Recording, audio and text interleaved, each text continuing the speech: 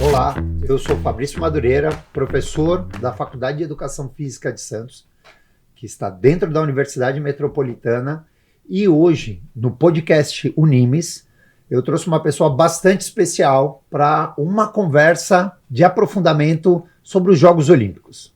Isso é, o que o Brasil pode fazer para que a gente possa melhorar ainda mais o desempenho dos nossos atletas no futuro? E essa pessoa é nada mais, nada menos que Kron Guedes. Kron, ele é professor da Unimes, ele é mestre em Ciências do Movimento Humano pela Universidade Federal de São Paulo, e nós vamos debater vários temas bem intrigantes. Vamos começar? Antes de mais nada, Kron, bem-vindo. O que você acha da temática aí? Vai agradar o público ou não? Fala, Fabrício. Prazer estar aqui, né? Prazer estar aqui na Unimes. Lugar que, na verdade, a gente passa o dia inteiro aqui dentro, praticamente, né? Então, é a extensão da nossa casa. Cara, é um tema bem bacana, porque a galera assiste esporte, assiste a Olimpíada no momento da competição.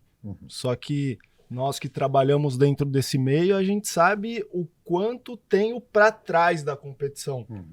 Então, eu acho que são temas que a galera precisa saber, né? Precisa tá atento a tudo que acontece na vida desses caras, desses atletas. Essa observação que o Kron fez é muito legal, porque o cidadão mediano, ele olha ali a Olimpíada naquele momento. Mas como o atleta foi forjado, o quanto ele se forjou para chegar lá, quais foram as variáveis que influenciaram ele chegar naquele ponto, aí são de fato os pontos que mais a gente estuda na universidade, né? Como é que a gente vai fazer o indivíduo se transformar num atleta? E já de cara eu quero fazer uma provocação aqui, ó. Quebrar o estereótipo da ideia que o indivíduo nasce atleta. Ah, o atleta, ele é um dom que um ser superior deu a ele. Quando nós olhamos o atleta nas mais diferentes modalidades esportivas, vale a pena estudar a história dele. No mínimo, eles vão ter lá 10 anos exaustivos de imersão profunda naquela modalidade. Muita dedicação, não só física, mas mental também, né? Eu acho que essa Olimpíada a gente tá vendo muito essa parte do mental, principalmente nas entrevistas pós-competição. Na natação, tu deve ter visto uma entrevista que o medalhista olímpico tá de repórter agora, o Bruno Fratos, e ele fala uma coisa sensacional pro Guilherme, quando ele sai da prova se autocriticando. Cara, eu achei aquilo sensacional. Isso mostrou muito o mental, né, da parte da competição.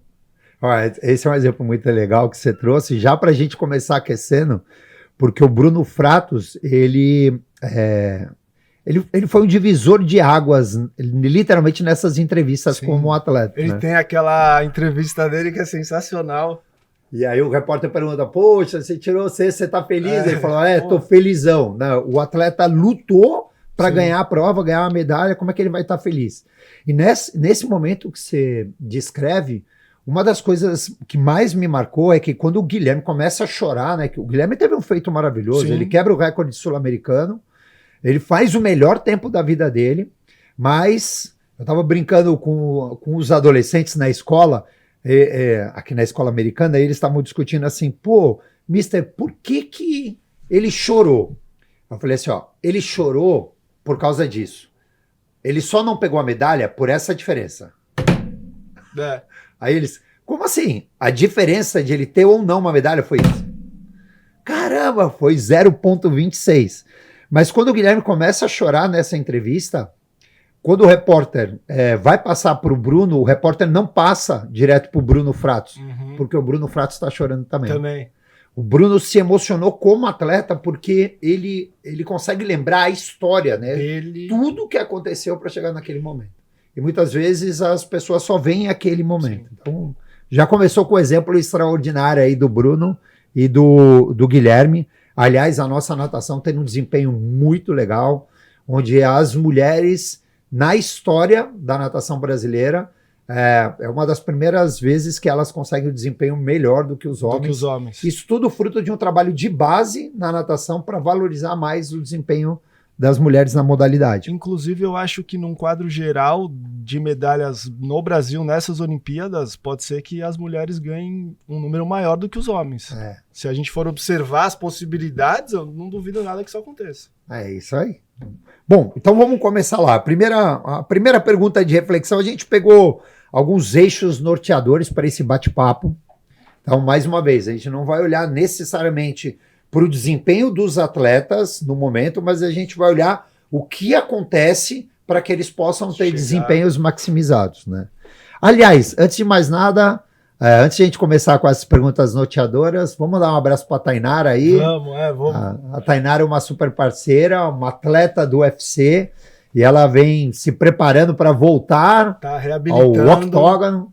E eu dou uma ajudinha para o Crow, né? De alguma forma, assim, a gente está ajudando ela nesse processo. Tainara, Bruno, bastante sucesso aí. Um grande abraço, daqui a pouco estamos juntos, né? Literalmente. Porque, Tainara, eu acho que toda vez que eu encontro o Crow, a primeira conversa que a gente faz é sobre você. E é legal, né? Porque é uma possibilidade que a gente tem de acompanhar muito de perto, participando diretamente de tudo isso que a gente vai falar agora, né? Dessa preparação. Vou sair do script. Vou fazer um desafio. E o UFC na Olimpíada? Será que seria uma boa pro Brasil? Pro Brasil ia ser sensacional. O Brasil é uma potência no MMA, né? O Brasil, ele é um país que, inclusive, os americanos nunca vão assumir isso. Tanto é que eles colocam o John Jones, mas para muitos o melhor de todos os tempos é o Anderson Silva. Então, assim, seria sensacional. É isso aí. Então, vamos lá. A primeira pergunta norteadora aí para a gente começar esse nosso bate-papo. A escola como um portal de possibilidades da exploração dos esportes e detecção de talentos. Como é que você vê hoje a educação física escolar, ou como é que você vê as possibilidades que a educação física escolar teria para fazer com que o jovem aprenda os esportes e, de repente, ele descubra o gosto por algum? E como, talvez, a gente pode até adiantar um projeto aí que está em andamento, e o Cron é uma das pessoas que está encabeçando isso. Como a gente pode, na escola, conseguir detectar crianças com potencial para excelência em alguns esportes? Fabrício, nós estamos dentro de um ambiente que ele é sensacional para desenvolver um atleta. Nós estamos dentro da Unimes, que tem uma escola ao lado e uma universidade com toda a infraestrutura necessária para a gente desenvolver uma pessoa desde a infância até a fase adulta. Seja para se tornar um atleta ou apenas um cidadão que não seja sedentário no futuro. Então tem uma frase muito bacana de um grande amigo, né, do professor, do Mário, que é: a única maneira da gente evitar o sedentarismo adulto é com uma infância ativa. Isso pensando em saúde. E se a gente for pensar no esporte, mais ainda, porque os ciclos olímpicos acontecem de 4 em 4 anos. O cara, para ele chegar na Olimpíada, ele não treinou 4 anos. A galera às vezes acha que ele treinou 4 anos, mas ele tem ali 12, 14, 10 anos de treinamento. Se você for pensar num atleta de 25 anos, 14 anos para trás, ele está onde? Ele está na escola. Então, onde foi o primeiro contato? Foi na escola. Então, é muito importante que 3 pilares que a gente fala, né, precisam acontecer. Primeiro, ambiente. Ele precisa estar dentro de um ambiente que proporcione experiências. E onde ele vai estar na infância? Na escola. Ele precisa da família.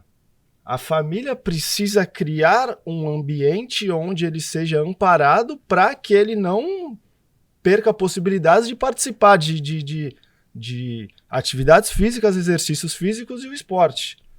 E o outro pilar depende de política pública, depende de condições, né, para que isso possa acontecer. Então, assim, a escola, a educação física escolar, ela é fundamental nesse processo de iniciação das crianças.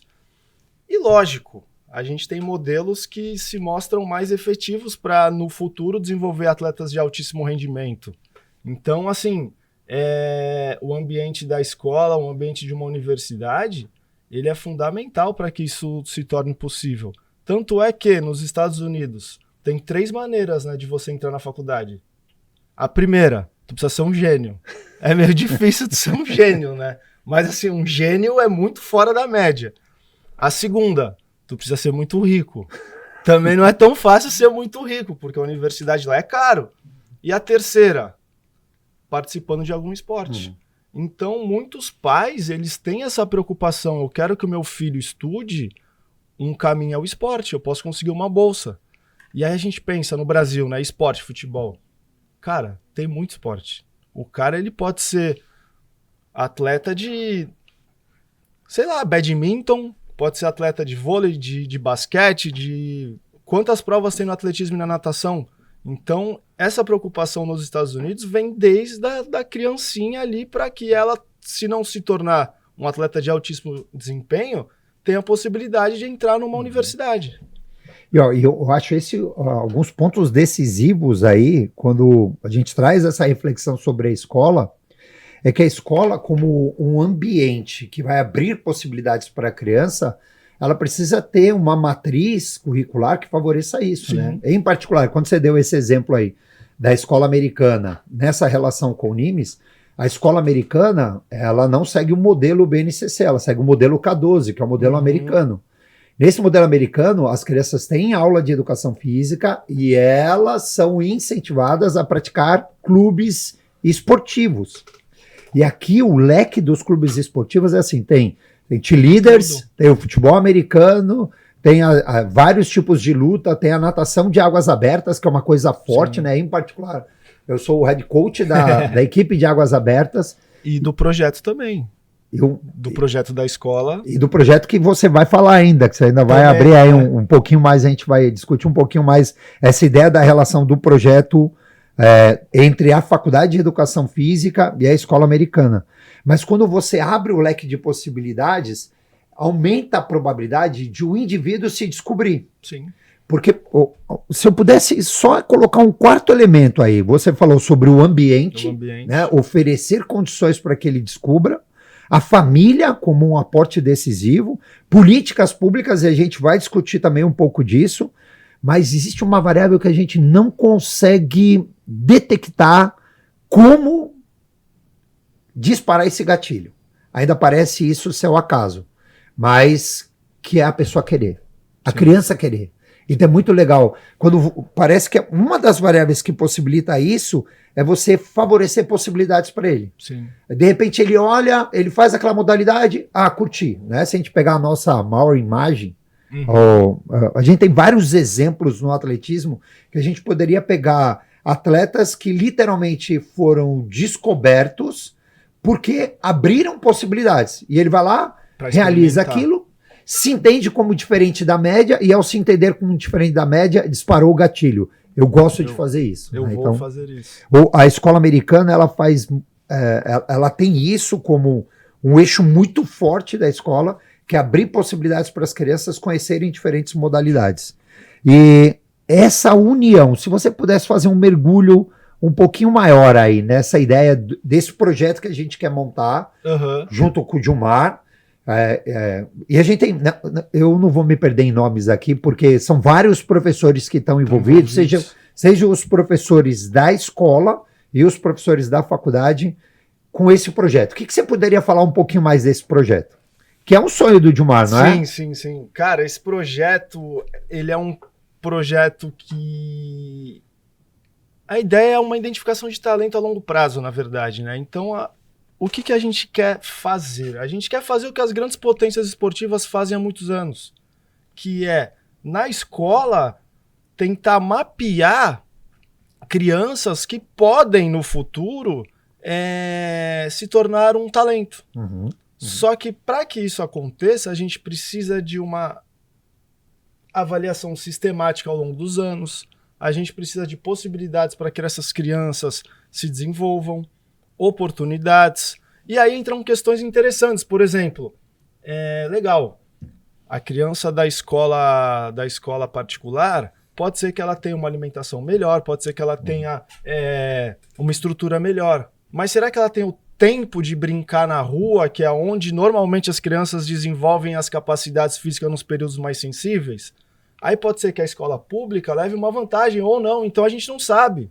E isso é o que a gente quer começar a descobrir. A gente, de repente, pode identificar o seguinte: no Brasil, porque não adianta comparar as crianças brasileiras com as crianças russas, com as crianças norueguesas, por exemplo.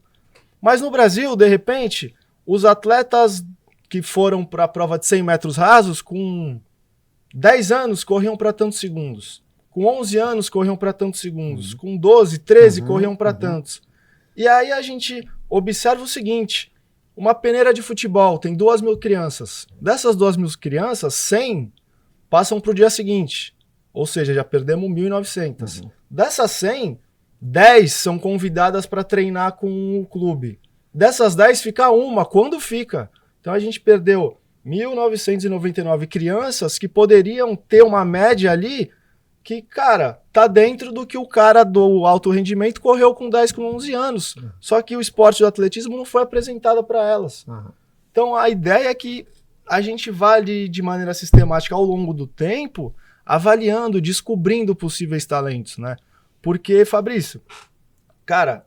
E nesse processo direcionando a família. Direcionando a família. Né? Quando você descobre, descobriu, agora vamos sentar com a família e vamos falar assim, olha, conversar. Esse é um potencial. Sim. Porque aquela sua fala, para entrar na faculdade nos Estados Unidos, nós já temos crianças na escola americana desenvolvendo modalidades esportivas com a meta futura de estarem matriculados em universidades americanas, né? Eu sempre dou esse exemplo na faculdade. Eu falo, de repente, eu e você aqui, a gente poderia ser um atleta sensacional de snowboard. Mas eu nunca esquiei. Então eu não sei. Deu para entender? Sim, com toda certeza. Então a gente precisa experimentar essas crianças, colocar para se mexer, colocar em algum esporte, para ela, de repente ela se identifica. E o esporte, eu acredito que seja a maior expressão que a gente tem de espontaneidade, né? Eu costumo brincar, cara, quando eu fico em pé na prancha, eu posso fazer o que eu quiser. Eu acho que é o único momento da vida que eu posso fazer o que eu quero. E aí a pessoa, ela começa a entender isso em diversos esportes, de maneiras diferentes. E isso vai criando uma vontade cada vez mais de praticar, de aprender. E convenhamos também que, cara, se você puder levar a sua vida praticando uma coisa que você gosta, é bem mais legal. Eu vou aproveitar essa fala do Kron aí e vou emendar. Há 2 semanas atrás eu estava fora do Brasil e tive a experiência com o snow e com o esqui. Eu vou dizer um negócio, pessoal. É algo extraordinário. Se você falar assim, Fabrício, o que mais te impactou? Crianças de 4, 5, 6 anos andando de esqui. Vou repetir. 4, 5, 6 anos andando de esqui. Ali é um exemplo muito claro de uma das variáveis que os últimos 15 anos eu estudo. O meu doutorado foi estudar indivíduos muito habilidosos, como é que esses indivíduos se tornam habilidosos. E mais uma vez a gente vai voltar para 2 premissas lá que o Kron levantou lá dos 3 pontos para que o indivíduo desperte a paixão pelo esporte. O ambiente. Então era uma coisa que era muito legal. Por que eles estavam no esqui? Porque eles vivem num país que tem essa condição para eles esquiarem. E o segundo, a família. Várias vezes eu vi o carro parar, descer pai, mãe, adolescente, criança pequena com seus esquis, subir no teleférico e descer uma trilha da montanha. E aquilo era algo extraordinário. Quando você falou da liberdade, eu ainda acrescentaria uma outra variável. Ao mesmo tempo que o esporte te dá essa liberdade, ele também te dá a disciplina. Sim, sem dúvida. Tem o Seligman, é o criador da psicologia do positivismo, ele fala assim que um dos maiores problemas que a nossa sociedade vive hoje é de os jovens acreditar que a felicidade é um direito dele. Sim. Quando, na verdade, eles deveriam compreender que a felicidade é consequência de algo que você fez bem. Sim. Então eu fiz algo bem, então me torno feliz.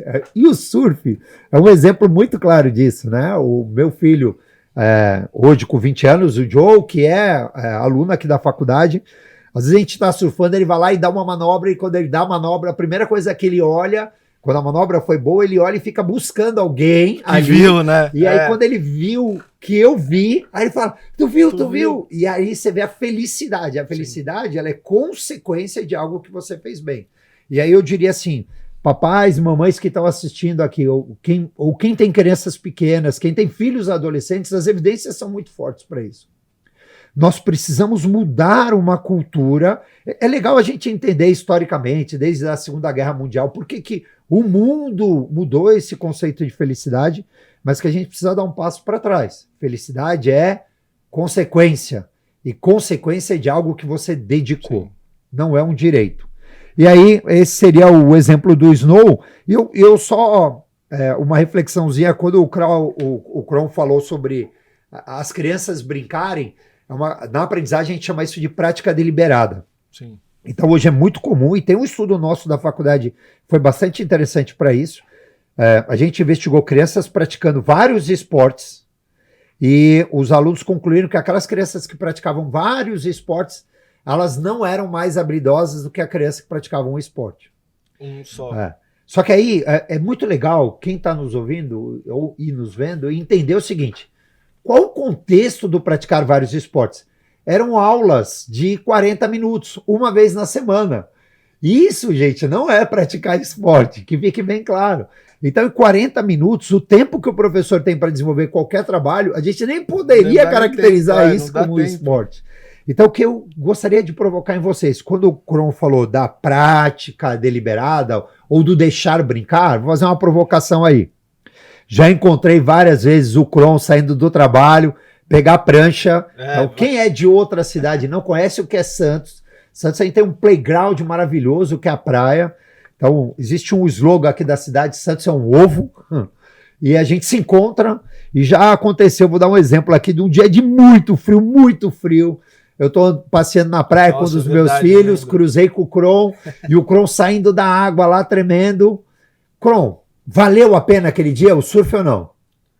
Valeu, sempre vale, né? Sempre vale. Se você pegar um dia legal, assim, que o tempo esteja propício, com boas ondas, qual o tempo ideal seu de surf? Existe esse tempo ideal? Cara, tu sabe que isso é uma briga que a gente tem com a galera do alto rendimento, com os surfistas, né? Há mais de 6, 7 anos eu faço um trabalho em parceria com o Pedro Souza, que comanda o Centro de Alto Rendimento de Surfistas na cidade de Santos, onde eu faço a preparação física e ele faz a preparação tática, técnica. O Pedro é um cara sensacional. Cara, quantas vezes a gente na praia gritando pros moleques: sai! Sai! Aí eles saem. Sai por quê? Toma uma água, come alguma coisa.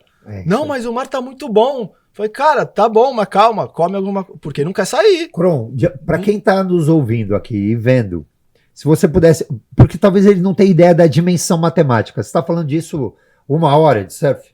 Não, 2 horas e pouco já na água. 2 horas. É possível que às vezes até 3 horas o cara fique lá na água. Por exemplo, quando eu viajo pra pegar onda, assim, sei lá, vou pra América Central, vou pra algum lugar, 3 horas de manhã, aliás, 3 horas da tarde. Experiências internacionais muito legais, hein? Só perrengue, né?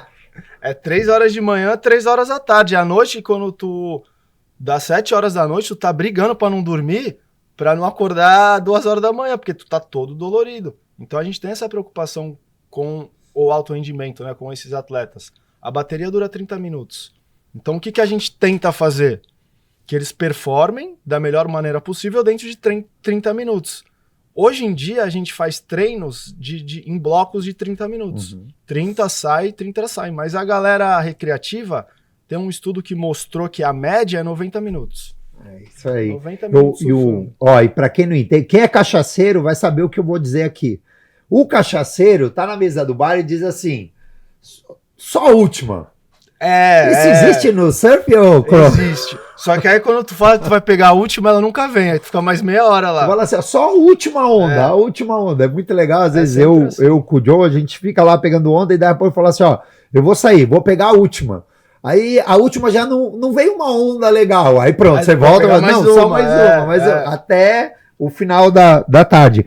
Ô Krohn, improvisando aqui, e provavelmente eu vou te pegar de sopetão, mas eu tô sabendo que semana que vem a gente vai ter um brazuca que vive lá no estrangeiro e vai vir dar uma palestra para os alunos. Verdade. Ele recebe brasileiros no estrangeiro para surfar. Você consegue dizer alguma coisa para eles aí?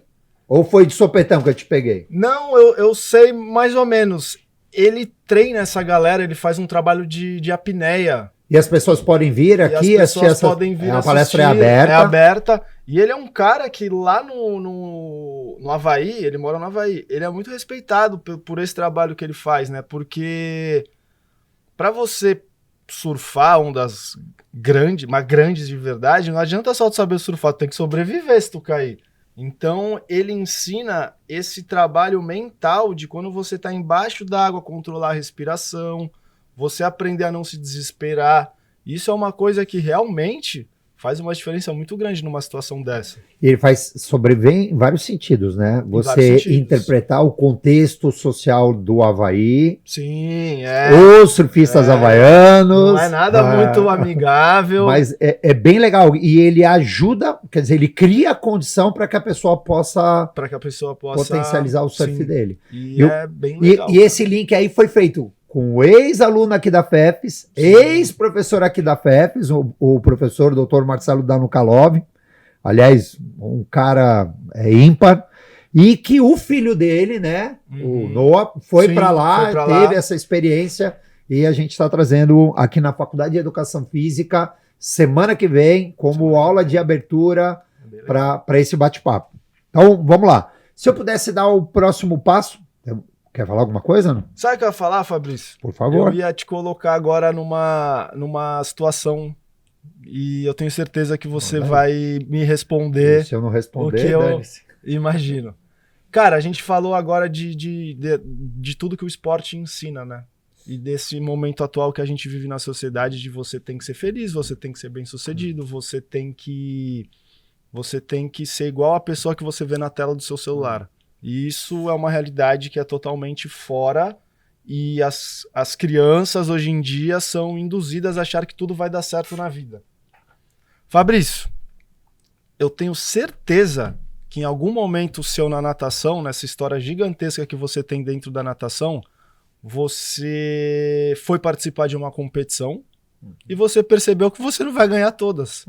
Só que aí o que você parou e pensou? Perdi essa. Mas só depende de mim ganhar outra. Então, eu tenho certeza que isso te ensinou alguma coisa quando criança. Eu acho que uma das maiores lições que a natação me ensinou foi que eu posso ser uma versão melhor de mim mesmo. Sim. O esporte individual, ele te permite esse aprendizado. Sim. Primeiro, que nada vem de graça, então não existe medalha de graça. Mais uma vez, a cultura que a gente vive hoje, a criança caiu na água, fez qualquer coisa, ganha uma medalha, alguém vai dizer, olha, você é um excelente nadador. E isso é importante em alguma fase do processo, isso é importante, né? Incentivar o engajamento. Mas a partir do momento que ele entende que ele pode ser uma versão melhor comparada a ele mesmo, aí literalmente não tem fim. Então, eu costumo brincar, eu tenho 54 anos. Fabrício, se tiver competição, você vai disputar? Vou. Mas você vai disputar para ganhar dos outros? Não, vou disputar para eu ser uma melhor versão do que eu sou hoje. Então é muito legal eu entrar numa competição determinada assim, é possível fazer tal tempo, é possível melhorar tal tempo, e aí se dedicar. Eu acho que isso é uma das experiências que literalmente só o esporte consegue fazer para a formação do indivíduo. E aí a gente já está falando do esporte como formação do caráter daquela criança ou daquele indivíduo. E eu tenho certeza que em algum momento também você foi nadar, olhou assim e falou, cara, a condição tá difícil. É isso. E tu foi. Tu precisou do quê? Coragem? Se a gente for falar de natação, eu vou me perder aqui com vários exemplos, mas eu fui campeão, fui recordista regional, quando fui disputar os campeonatos paulistas, aí eu já vi que o nível era outro, e na minha experiência no brasileiro eu falava assim, cara, eu não sei nada de natação. Mas o ponto central eu acho que é esse mesmo, assim, você encarar desafios e voltar para casa e pensar assim, como é que eu posso superá-lo? Sim, o esporte ele consegue ser uma ferramenta de você moldar até, né, o caráter do indivíduo.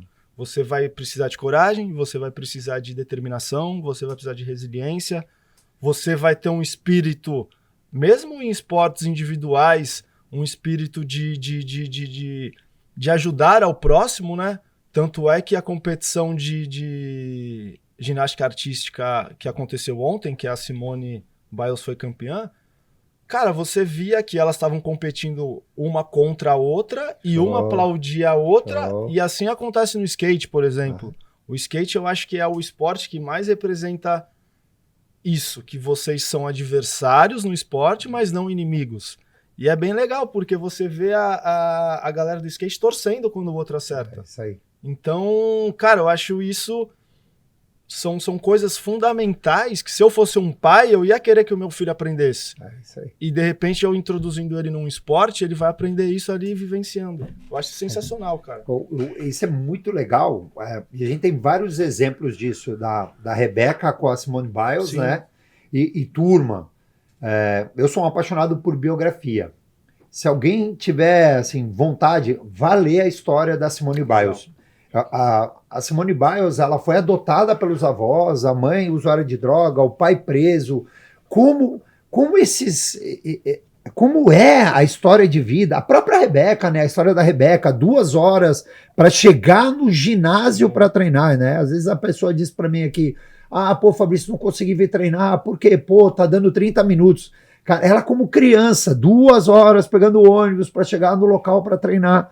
Então, o atleta... A coisa mais forte é que você vai olhar para a história dele, independente de quem seja, e você vai ver uma dedicação acima da média para isso, né? Então, esse eu acho que é um ponto central. E também tem uma coisa que a gente precisa entender. Brasileiro tem aquela mania de pensar, só a gente sofre. Não é assim não, cara. Não é assim não. Tem bastante, todos os países. Vai lá no Daguestão, vai lá no Cazaquistão, esses caras aí, cara, eles são duros. Tu pega esporte de combate, esses caras são duros.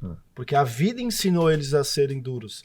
Então não é só a gente que sofre, não. O público médio não sabe o que é a Tailândia e o Muay Thai em criança, né? Até as apostas são feitas lá.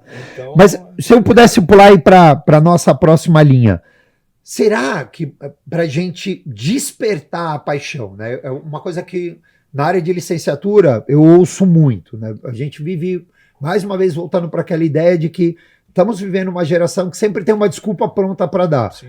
Mas Fabrício, aula de educação física, o tempo é pequeno. É pouco tempo. Será que para despertar a paixão da pessoa, ela precisa ter muito tempo? De abertura, eu queria fazer uma proposta. A gente viveu a Covid, e a nossa faculdade aqui publicou um trabalho que, em particular, eu acho que foi muito legal. A gente mapeou os professores dando aula via internet. Né? E a gente criou jogos de autossuperação com as crianças. Então a ideia era assim, mas pô, só vai atrair a criança na prática. A prática é que lá na quadra, com a bola. E nós criamos jogos, mas o ponto central era investigar, ter medidas onde as crianças pudessem se superar. E os jogos foram criados em casa para as crianças, então o professor ia trabalhar uma habilidade, por exemplo, o arremesso. Logo ele falava sobre a habilidade, e em seguida ele testava as crianças, e depois ele criava jogos onde a criança ia treinar aquela habilidade com base em desempenhos de medidas. Então vou voltar lá. Ele apresentava a habilidade, testava a habilidade das crianças, então gerava medidas, que essas seriam as medidas que seriam o nosso norte, criava jogos onde as crianças teriam medidas de desempenho, e lá no final da aula ele retestava. Sim. Eu vou dizer um negócio para você, de 12 habilidades que a gente investigou, salvo se eu cometer algum erro aí, 10 habilidades as crianças melhoraram. Mas você fala assim, caramba, Fabrício, mesmo tendo uma aula por semana, intervenções de curta duração, online, à distância, essas crianças se engajaram e aperfeiçoaram aquela habilidade. Isso aconteceu. Então, eu não preciso ter várias horas nesse experimento que a gente desenvolveu para despertar o interesse, sem dúvida nenhuma, para potencializar o atleta. Eu preciso ter várias horas. Sim. Mas para despertar o interesse, para despertar a paixão, para despertar a vontade de participar, talvez eu não precise. O que você acha? Será que isso faz sentido para você? Eu acho que faz sentido. Por quê? Porque a gente está pensando nessa... Um dia de surf pode despertar na criança o desejo de ela querer surfar? O Crow, junto com meu filho, é professor de surf na escola americana aqui.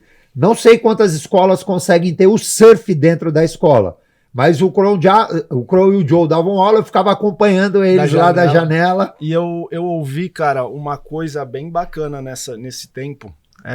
Tava eu e o Joe assim parado, aí os alunos estavam na ducha tomando banho, se trocando. A gente tava assim parado, veio a mãe de uma menina. Ela parou, ela agradeceu, ela falou, cara, muito obrigado, porque a minha filha não sai de casa, ela não vinha na praia. Eu tentava arrastar ela na praia, ela não vinha de jeito nenhum. Hoje em dia, ela pede para não faltar. Aí a mãe comentou, é o tempo que eu tenho pra, enquanto ela tá fazendo a aula, vir dar uma corrida na praia. Porque eu queria, mas eu não queria deixar ela sozinha, ela não saía. Hoje em dia ela tá aqui na praia, ela tá num ambiente onde eu gostaria que ela estivesse comigo, eu tenho tempo para ir dar uma corrida. Ela falou, muito obrigado.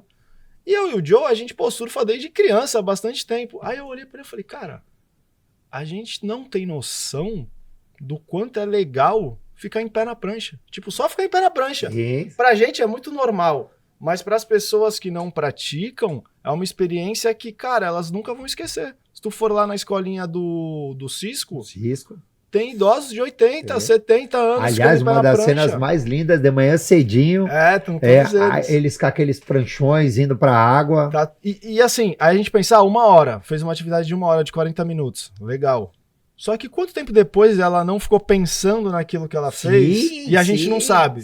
Ou ela ficou tentando reproduzir e a gente não viu. E você deu ali a ferramenta para ela. Esse é um projeto comunitário que a gente tem aqui, talvez um dos mais longos que a gente tem aqui na universidade, chamado Braçadas de Vida. Há 20 anos ele é colocado em prática. E a ideia é dar ferramentas para o aluno dominar o corpo na água do mar e que ele possa utilizá-las no seu tempo livre. Então ele está lá na escolinha do Cisco. Aliás, Cisco Aranha, um abraço para ele também, um professor muito querido aqui da nossa faculdade. Uma lenda viva e que a gente deve homenagear o tempo todo. Ele, com a escolinha, consegue criar oportunidades para a pessoa aprender e aí ela levar para o dia a dia. Então, ela não vai viver o surf só naquela hora, ela vai viver... E qualquer dia que tiver onda, ela vai pegar a pranchinha dela e vai para lá. Quantas pessoas ela não vai influenciar a partir desse primeiro contato? Porque é amigo. E eu vou amarrar com vocês ali, essa fala do Crow, quando a mãe deixa a criança e ela foi correr, eu queria fazer os pais entenderem assim, colocar a criança no esporte, ela oportuniza para você, pai, ter o seu tempo livre também. Isso é uma coisa muito legal. Mas Fabrício, isso é um pouco de egocentrismo. Não. Se você não é pai e mãe, não abra a boca para falar sobre isso. Pai e mãe, hoje, na nossa geração, trabalham, eles têm vidas corridas, muitos trabalham, estudam. Então, a vida é muito doida. Então, essa é uma oportunidade para o pai e mãe ter o seu tempo para que ele possa fazer a atividade. Isso a gente vê aqui na academia.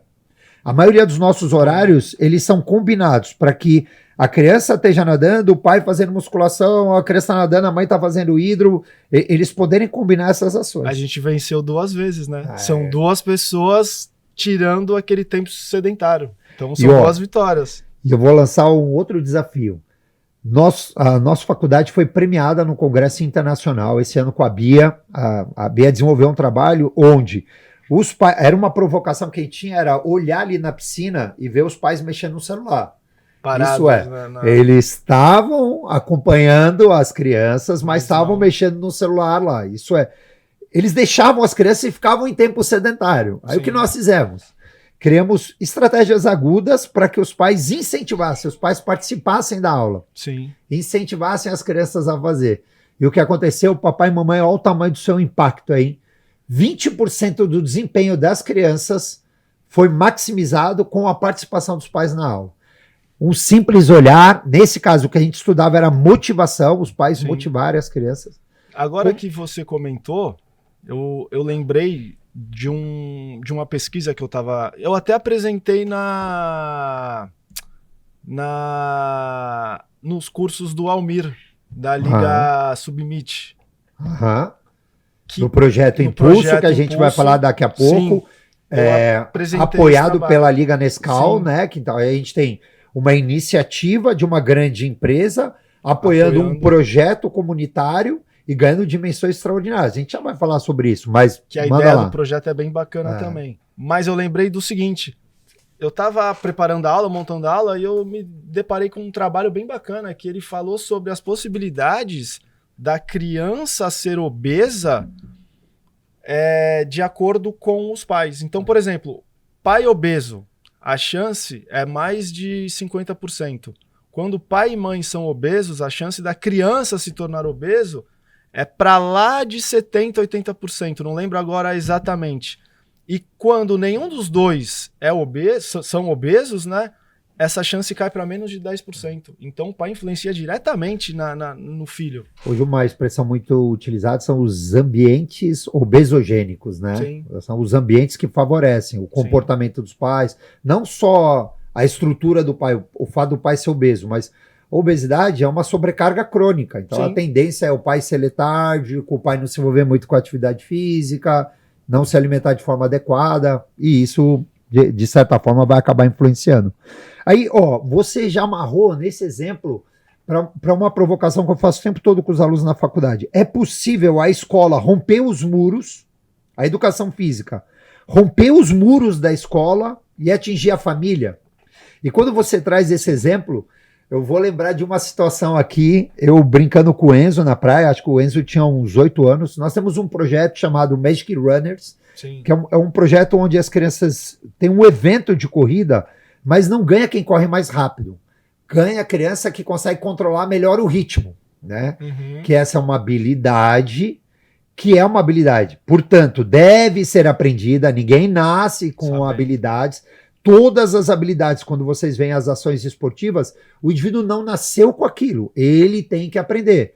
E a estamina, que é a habilidade para controlar esforço por tempo prolongado, envolvendo vários grupamentos musculares, ela pode potencializar o envolvimento com atividades aeróbias, né? Uhum. Eu não gosto de correr. Não gosto de correr porque provavelmente você não sabe controlar o esforço. Sim.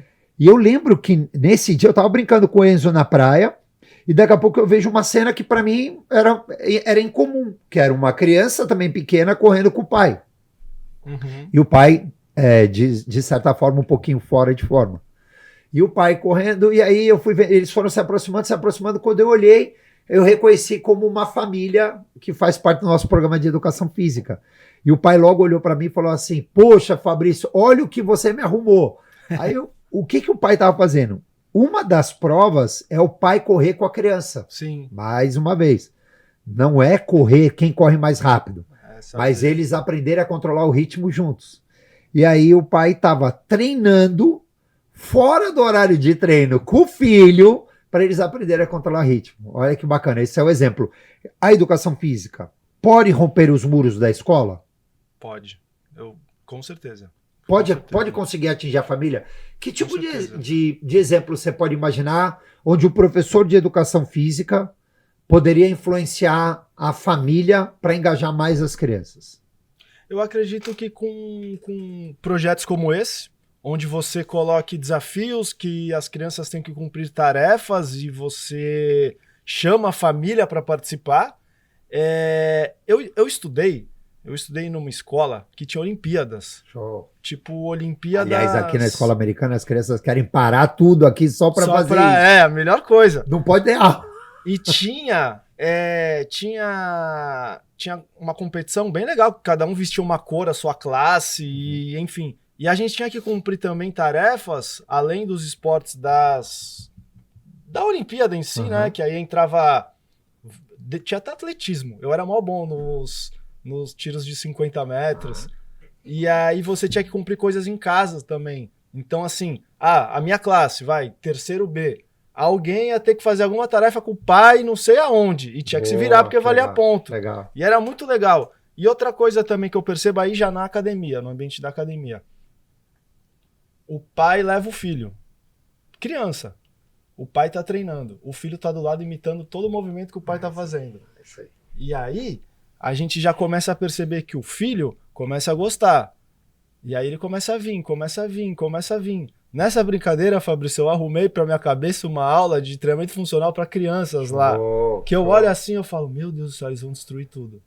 Só que é melhor eles destruindo tudo lá do que em casa jogando videogame o tempo inteiro. Com certeza. E aí eu brinco com eles, né? Eu falo, cara, na minha época, era, sei lá, um Atari. O Atari é horrível. Tu vai jogar o Atari, ninguém quer jogar o Atari. Às vezes a gente brinca com as crianças assim, dizendo assim, ó, o Atari eram 2 pauzinhos e uma bolinha. Tênis, 2 pauzinhos e uma bolinha. Basquete, 2 pauzinhos e uma bolinha. Vôlei, 2... E aí, por exemplo, aí beleza. Hoje em dia tem o PlayStation 5. Pô, eu tenho o PlayStation 5. Tu dá um soco na cabeça do cara, só vibra a parte de cima do controle. Tu chuta a perna, é só embaixo. É mó legal, não tem como negar. A tecnologia avançou. Só que a grande questão que eu tenho com eles é, você não deve passar o dia inteiro jogando o PlayStation 5. Então, legal. Fez sei lá, 1 hora, eu brinco assim com eles, né? Fez 1 hora de atividade física, agora tu pode jogar um PlayStation. Ah, não fez? Então vai fazer e depois tu vai jogar. Porque a tecnologia a gente tem que enxergar como aliado, não como inimigo. Não tem como bater de frente com isso. Hoje em dia o mundo é tecnológico. A gente tem que identificar estratégias para trazer ela a nosso favor. Não, eu acho isso muito legal. Aliás, eu queria até abrir uma parte aqui nesse momento e parabenizar também a professora Cássia Cristina, que é uma das coordenadoras da Escola Americana. Cássia tem um trabalho hercúleo, porque é a logística dos eventos, né? Então, desde as compras de medalha, a forma da medalha. Porque a medalha, quando a criança ganha a medalha, aquilo é um símbolo, é um marco. Eu devo ter em casa a minha primeira medalha. Eu tenho uma história no esporte muito grande, mas eu lembro da minha primeira medalha, como ele foi, quem era o meu revezamento. Sim. E olha, foi uma medalhinha de bronze lá, um revezamento, um final de evento, mas...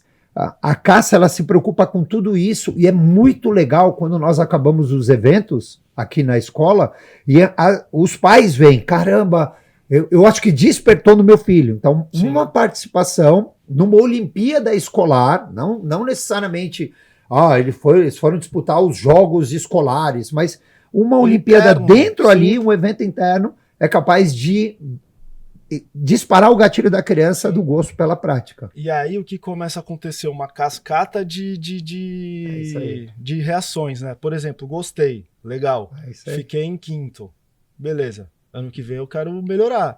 Se eu quero melhorar, eu preciso mudar algumas coisas na minha vida. Então, eu posso mexer na minha alimentação, eu posso fazer um treino extra, e aí a criança vai mudando a vida dela, né? Aí pensando no quê?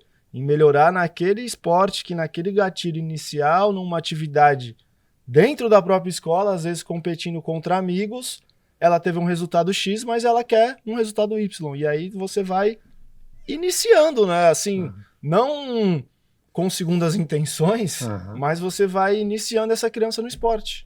É isso aí. E tudo isso é onde? É na escola. A escola é um ambiente onde a profissão de educação física é uma disciplina obrigatória. E ela tem... A gente falando de escola particular é uma coisa, mas quando eu olho para as escolas municipais e estaduais, talvez seja uma das poucas ou às vezes até a única chance da criança vivenciar o esporte. Né? Cara,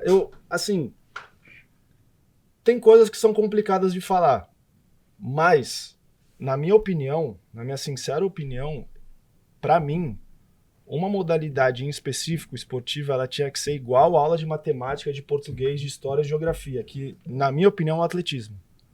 Porque o atletismo, ele envolve o básico do ser humano, que é se movimentar. Então, assim, a gente se preocupa com um monte de coisa lá na escola. Eu preciso aprender, sei lá, o cateto da hipotenusa. Legal. Só que eu não sei andar, cara. Eu não sei andar, eu não saber andar vai me prejudicar no quê? Eu vou me envolver numa atividade que eu vou ser muito ruim, ninguém gosta de ser ruim, a partir do momento que eu for muito ruim, eu nunca mais vou querer fazer. Eu não fazendo, eu vou criar todo um comportamento sedentário ao longo da minha vida, esse comportamento sedentário vai me gerar um monte de patologia que a gente já, a literatura tá consolidada sobre comportamento sedentário e doenças crônicas, né? E aí isso vai me gerar uma bola de neve desse tamanho, porque lá na escola eu não fui incentivado a me movimentar. Então, assim, eu acho que a educação física escolar, ela é fundamental na questão da saúde lá na frente. Não tô nem falando de esporte, tô falando de saúde. É isso aí. Parece ser um efeito cascata muito sólido, né? Assim, aumenta o repertório motor, a criança vai se envolver mais com a atividade física. Se envolver mais com a atividade física, desenvolve melhor as capacidades físicas. Desenvolver as capacidades físicas diminui a chance de doenças crônico-degenerativas. E tem estudos hoje em dia correlacionando desempenho escolar com outro ponto muito com legal. atividade física, né? É isso aí. Vou amarrar com a ideia dos projetos comunitários, né? Aqui a nossa faculdade tem vários projetos comunitários. A gente tem um projeto com a Quatron, com Águas Abertas, tem um projeto de corrida. Eu vou dar o exemplo de um projeto de corrida para a gente amarrar lá no projeto Impulso, liderado pelo nosso querido amigo Almir Marchetti, entre outros parceiros que ele tem, mas um projeto que atingiu dimensões nacionais com corrida. Cara. Bem legal. Eu vou amarrar a ideia da corrida porque eu e o Cron vamos dar a disciplina atletismo. E essa paixão que a gente acabou tendo em comum com o atletismo, porque a gente pode pensar o atletismo como um potencial olímpico, talvez a modalidade com maior potencial para um país que sonha em ser destaque na Olimpíada, né? Se a gente brincar aqui, provas de 100, 200, 400, 800, 1000, são muitas medalhas aí, em jogo. 3 mil, 5 mil, 10 mil, maratona. Arremesso. Aí vem os lançamentos, vem arremesso, vem os saltos, as provas de salto. Então, ela é uma disciplina que ela abre possibilidades para que o indivíduo possa se identificar com salto e altura. Aliás, a nossa brasileira se classificou agora para as semifinais e ela quebrou o recorde sul-americano nessa madrugada, né, a Valdileia, com 1,92. Então, é possível descobrir o salto e altura, o salto com vara, o salto em distância, uma criança com potencial para velocidade, uma criança com potencial para corrida de longa distância. Mas esses projetos de extensão, vou dar um exemplo aqui, a gente tem alunos na faculdade que viraram professores, estão se formando professores de educação física, que a paixão deles surgiu no projeto comunitário. Bruna Freitas, a Cauane, a Bruna hoje é uma professora de nível internacional, a Cauane está se formando agora na faculdade, mas nasceram em projetos comunitários. Esse projeto que o Almir lidera e que a gente teve o prazer de palestrar lá, apoiados pela Liga Nescau, né, de formar técnicos esportistas. O que você poderia dizer disso? Assim? Qual o potencial disso? Em especial, eles estão fazendo isso para corrida, né? Para corrida. Uma modalidade simples, pode ser praticada em qualquer lugar, a qualquer hora. Aliás, turma, eu vou fazer uma curiosidade. Ontem eu estava numa crise de asma, não conseguia dormir. 3 horas da manhã, botei a cabeça para fora da janela e eu vi uma pessoa, não consegui identificar, mas eu parei e filmei ali. Durante 1 hora, ela treinou no espaço de aproximadamente 300 metros, ali com o pé na água, entre 3 e 4 horas da manhã. A corrida é uma modalidade que, se você quiser, você vai lá e faz.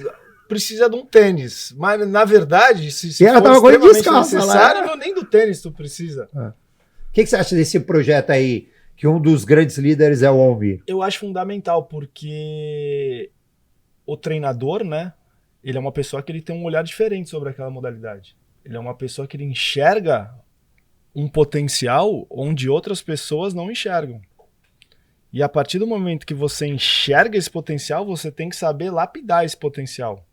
E aí entra uma questão física, mental, oportunidades. Então a gente precisa formar treinadores, né?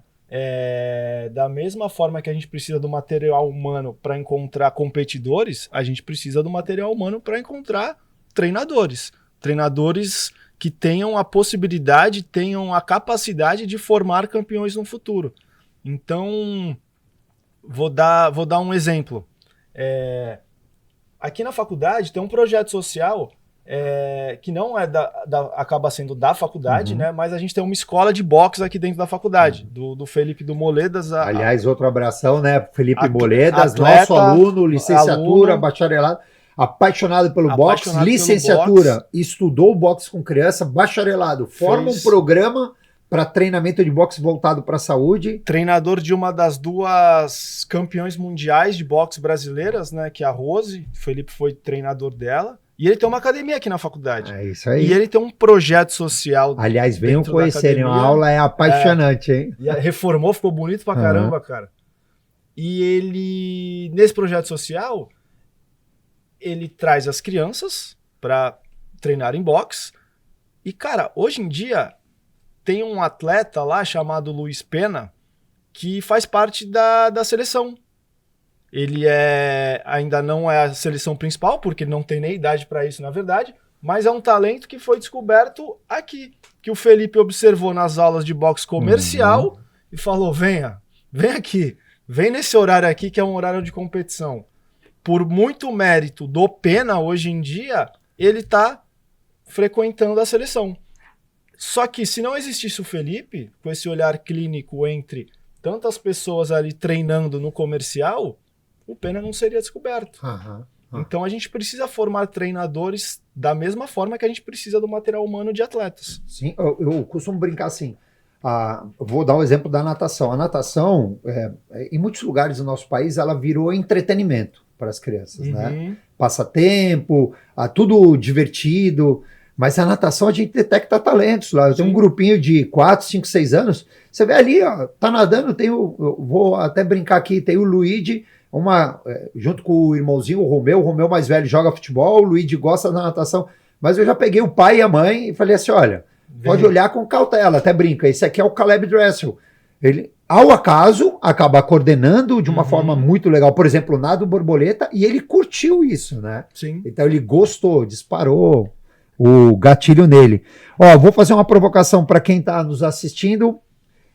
O Almir disponibilizou, quem quiser entrar na Liga Summit, né? SUMMIT.EAD,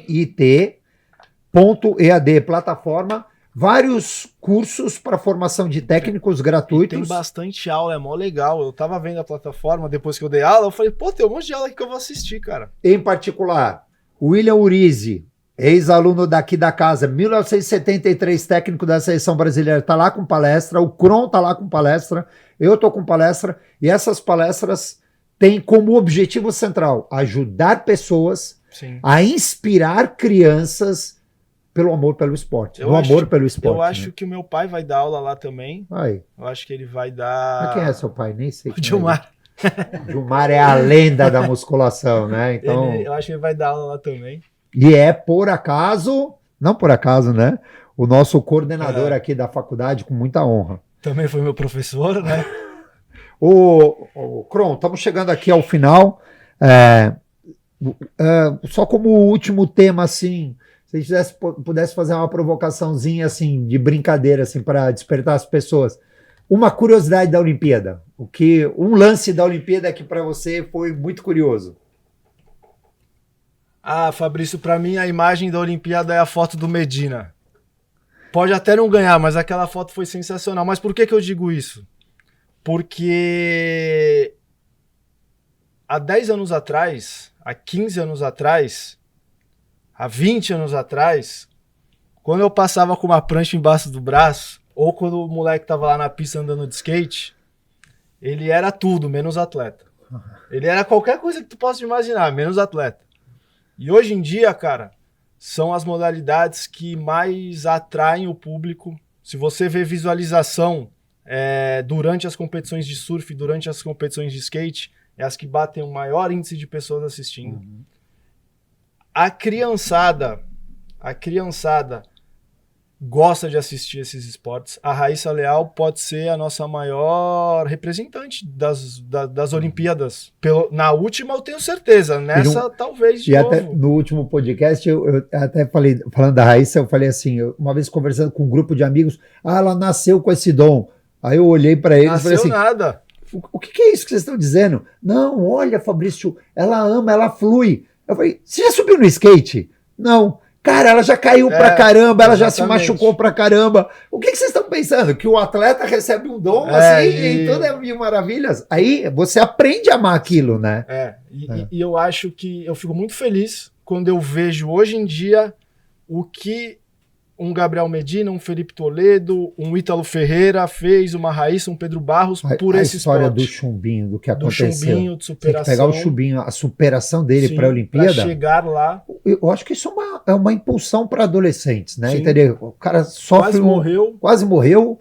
tem paralisia temporária, a possibilidade de não mexer mais a perna, mas classificado para a Olimpíada, reabilita e vai disputar a Olimpíada. São histórias maravilhosas. Sensacional. E o próprio Pedro Barros, que é um cara que ganhou tudo no skate, ganhou tudo na modalidade dele, é como se fosse o Messi. Quando o skate entrou nas Olimpíadas, ele já não competia mais com tanta vontade. Ele fez postagens que ele voltou a andar de skate, voltou a se reapaixonar pelo skate, ganhou a medalha de prata e falou, cara, a Olimpíada é tão incrível que eu vou cuidar do meu corpo para participar de mais uma. Legal. Porque ele não precisava, ele não precisava. E ele tá lá de novo e vai competir. Aliás, então, Michael Phelps falou a mesma coisa agora, hein? Ontem ele deu uma declaração e falou assim, esses 200 medleys, se eu treinar... Turma, minha curiosidade vai... Não importa o quão jovem ou quanto maduro você seja, 11 anos e 11 meses, o skatista mais jovem na Olimpíada, o atleta mais jovem na Olimpíada, 61 anos de idade. Foi a do tênis de mesa? A do tênis de mesa é 58. 61 anos de idade é uma Amazonas. Essa Amazona, ela monta... eu queria que você tivesse ideia disso. O cavalo... Ele tem aproximadamente 0,5 tonelada, o que é uma mulher controlar 0,5 tonelada de forma extremamente habilidosa. É algo fantástico. Bom, estamos encerrando aqui o nosso Pod Unimes. Espero que de alguma forma, a gente tenha despertado nas pessoas que nos ouviram, nos assistiram aqui, o encantamento pelo esporte, pela prática esportiva, o esporte como um exercício para a formação de seres humanos melhores, o esporte como um desafio de vida para as pessoas, né? E principalmente, formar pessoas mais saudáveis. E se a gente pode fazer pessoas mais saudáveis, e como o Crow levantou aí, mais inteligentes, mas talvez isso devesse ter um outro podcast para discutir isso. Como o exercício físico, não é qualquer atividade física, o exercício a uma determinada intensidade pode estimular fatores de crescimento neural. Bom, muito obrigado, forte abraço a todos, até mais.